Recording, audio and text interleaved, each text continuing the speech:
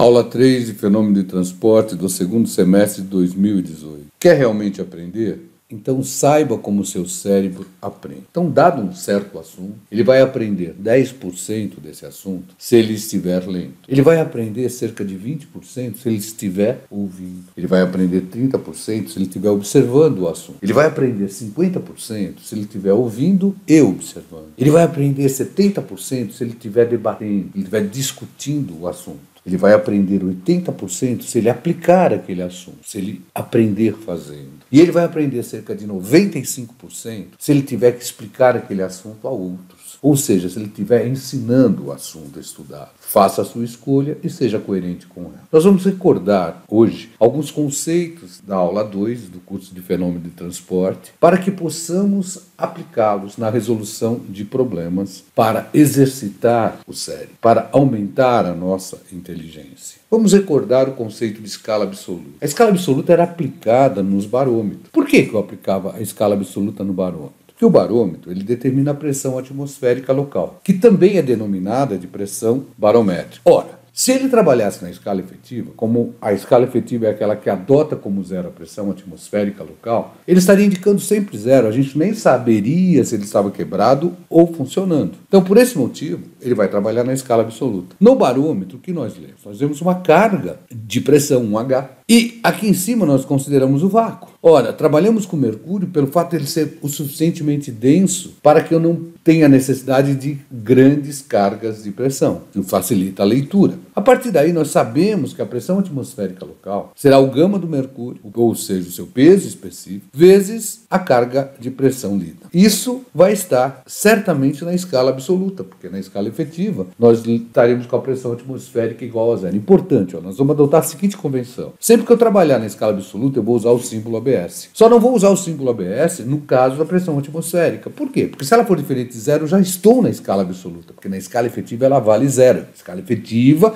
é aquela que adota como zero a pressão atmosférica local. A partir daí, vamos recordar o diagrama comparativo entre as escalas. Nós traçávamos uma reta horizontal que representava o vácuo absoluto. Ora, se era o vácuo absoluto, era o zero absoluto.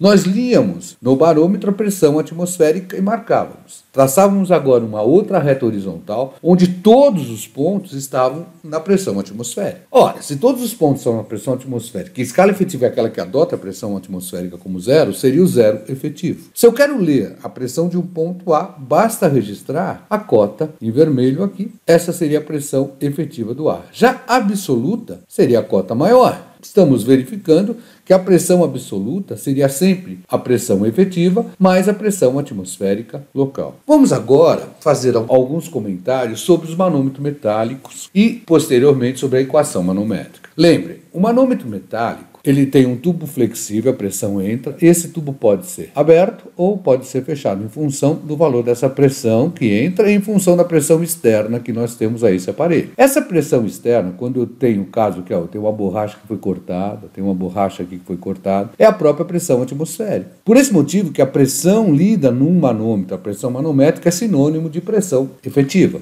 Importante, o que eu leio é em relação a essa mola calibrada, eu leio aqui em relação ao centro. Então, a minha leitura, se ele for instalado nessa situação, a minha leitura no centro é a própria leitura da seção, porque eu não tenho nada para corrigir. Agora, se eu estiver nesse caso, onde a instalação é feita por baixo, eu tenho que verificar essa cota do eixo da onde ele foi instalado até o centro do mesmo. Se essa cota não for desprezível, eu tenho que corrigir. Por quê? Porque a pressão que eu vou ler nessa seção será o que eu li no manômetro, a pressão manométrica, mais o gama do fluido considerado, vezes esse desnível do centro dele ao eixo da onde ele foi instalado. Isso é importante. Por quê? Porque esses aparelhos, tanto o manômetro metálico como os manômetros diferenciais em forma de U, são muito usados em laboratório. E se nós desejamos aprender fazendo, nós temos que ou executar as experiências ou simulá-las. E a partir daí, vamos novamente reafirmar. O manômetro determina a pressão manométrica, que é sinônimo da escala efetiva, que será sempre a pressão interna menos a pressão externa. O manômetro diferencial em forma de U, nesses manômetros, apesar de eu ter escoamento na tubulação, no aparelho em si, o fluido se encontra em repouso. Lembra, essa válvula tem que estar fechada para que ele não circule por aqui e essas duas devem estar abertas. Aí eu tenho desnível. E como que eu aplico?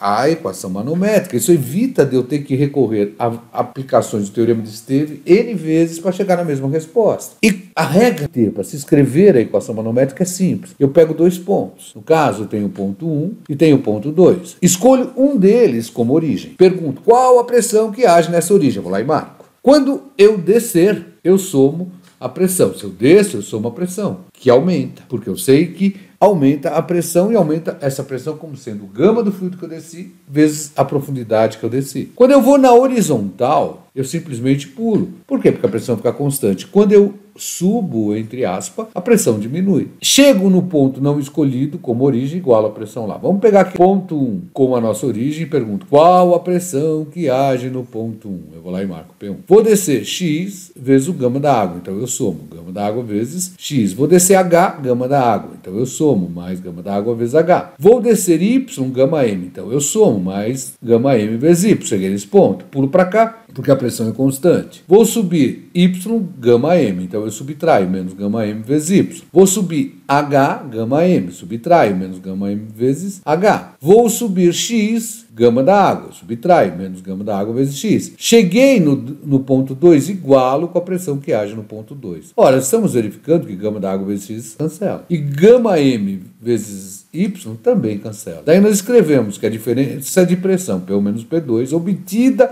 pela equação manométrica seria igual ao desnível do fluido manométrico vezes diferença entre o peso específico do fluido manométrico e o peso específico do fluido que está escoando, no caso, a água. Essa é a equação manométrica para este caso. Vamos aplicar isso. Vamos lá. Vamos voltar ao problema 11 que nós havíamos resolvido a primeira parte. Esse exercício 11, na segunda pergunta, é a seguinte: calcular a pressão absoluta no interior da câmara de ar, então que era a pressão do ar na escala absoluta, sabendo que a leitura de um manômetro metálico tipo Bourdon é 10 a quarta Pascal, e sabendo que a pressão atmosférica local é igual a 10 a quinta Pascal. Ora, vamos lembrar, pressão manométrica é pressão interna menos externa. No nosso caso, a pressão manométrica é a pressão do ar, porque é o ar que entra no aparelho, menos a pressão atmosférica, que é a pressão externa. Como ele trabalha na escala efetiva, essa pressão atmosférica é zero. Então, a pressão manométrica é a própria pressão do ar, só que na escala efetiva. Então, eu vou ter que a pressão do ar seria a própria leitura, 10 a quarta Pascal. Eu reafirmo, na escala efetiva. Na escala absoluta, eu pego essa pressão efetiva e a ela eu somo a pressão atmosférica local. Então, nós teríamos a pressão manométrica, que é a pressão do ar, 10 a quarta, mais a pressão atmosférica local, 10 a quinta. Tiramos que a pressão do ar absoluta seria 110.000 Newton por metro quadrado, ou 110.000 Pascal, ou 110 quilopascal. Qualquer dúvida, entre em contato com raimundo.ignacio@escoladavida.eng.br. Vamos para mais um exercício. A instalação representada ao lado tem uma bomba de 1,5 cavalos vapor e se encontra em um local onde a pressão barométrica é igual a 698 milímetros de mercúrio. Neste caso, ela irá funcionar? Justifique. Vamos considerar uma coisa aqui para a resolução desse exercício, já que não foi dada a temperatura. Nós vamos considerar o gama da água como sendo 1000 kgf por metro cúbico e o gama do mercúrio como sendo 13.600 kgf por metro cúbico. É isso aí, moçada. Se você não tiver a temperatura,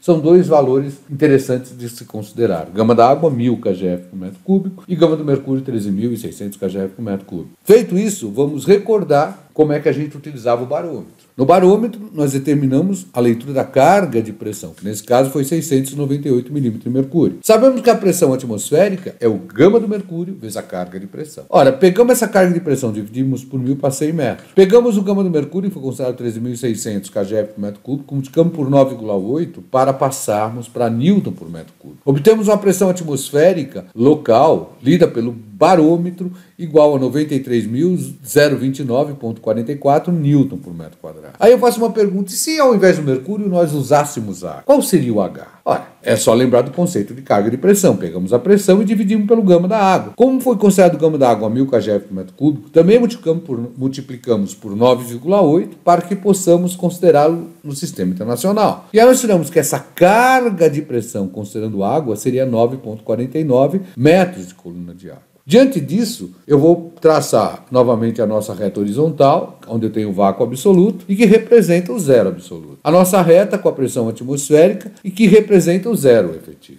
Vejam, o ponto do vácuo absoluto na escala efetiva seria menos o 9,49 MCA, que é a pressão atmosférica local. Negativo. Então eu teria aqui esse ponto, menos 9,49 metros. Por outro lado, o que eu preciso? Qual a depressão que eu preciso para poder chegar em E? Eu preciso de uma depressão de menos 10 MCA. Eu tenho que ter aqui a condição de subir essa altura. Então a pressão que eu tenho aqui tem que ser suficiente para elevar o fluido a 10 metros. Ela vai elevar, seria o quê? Uma depressão. Então seria menos 10 metros de coluna d'água. Representando isso aqui no nosso diagrama, o menos 10 está abaixo do vácuo absoluto. Ora, se está abaixo do vácuo absoluto, isso é impossível. Então a bomba não funcionaria, mesmo teoricamente, porque na prática, claro que já que eu tenho perda de carga para 5, 6 metros, uma bomba centrífuga comum. Mas nesse caso, pensando teoricamente, ela não funcionaria porque o ponto está abaixo do vácuo absoluto. Agora eu vou propor a nossa primeira atividade supervisionada. Para isso eu vou considerar um trecho da nossa bancada de laboratório, que é uma instalação de recalque, e quero determinar essa pressão P1. Nós vamos conhecer a pressão manométrica aqui, vamos conhecer esse H para a correção dessa pressão manométrica, vamos conhecer esse desnível do mercúrio, vamos conhecer o desnível do mercúrio desse lado. E vamos considerar tanto a água quanto o mercúrio a 20 graus Celsius. Para determinarmos a massa específica da água e a massa específica do mercúrio a 20 graus Celsius, é só consultar aqui na web esse endereço que vocês vão ter lá a tabela para determinar essas propriedades. Então nós vamos ter a pressão manométrica, o desnível H maiúsculo, o desnível H2, o desnível H1. Vamos ter indiretamente o peso específico da água e o peso específico do mercúrio, já que seria a massa específica vezes a aceleração da gravidade. Nós vamos considerar essa aceleração da gravidade de 9,8 metros por segundo ao quadrado. E desejamos achar a pressão P1. Essa passa a ser a nossa primeira atividade supervisionada. Vocês podem